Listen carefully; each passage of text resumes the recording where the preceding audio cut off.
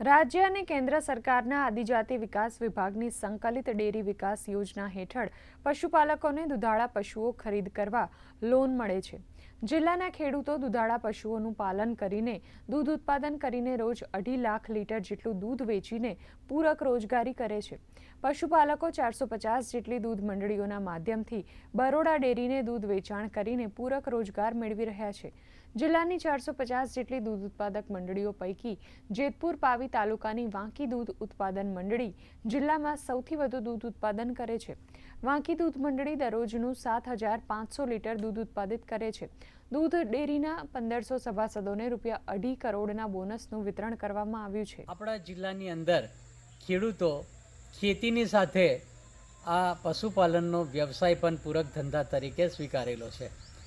સાથે રાજ્ય સરકારની વનબંધુ કલ્યાણ યોજના હોય, કેન્દ્રકૃત યોજનાઓ હોય, તેમાં દુધાળા પશુ આપવાની યોજનાઓ હેઠળ આ જિલ્લાને આદિવાસી વસ્તી હોવાને કારણે ખૂબ મોટા પ્રમાણમાં સરકારે દુધાળા પશુઓ આપ્યા છે। તેને કારણે દૂધનો પુરવઠો પણ અહીંયા જળવાઈ રહેલો છે। છોટાઉદેપુર જિલ્લામાં સૌથી વધુ દૂધ ભરાતું હોય તો વાંકી દૂધ ઉત્પાદક સહકારી મંડળીમાં ભરાય છે। મંડળીમાંથી મળતા લાભો જેવા કે વનબંધુ કલ્યાણ યોજનામાંથી ગાય, ભેંસ, બરોડા ડેરીમાંથી દાન છે, કેલ્શિયમ છે, સ્પેશિયલ વિઝિટ છે ભેંસો માટે, એવું આપીએ છીએ।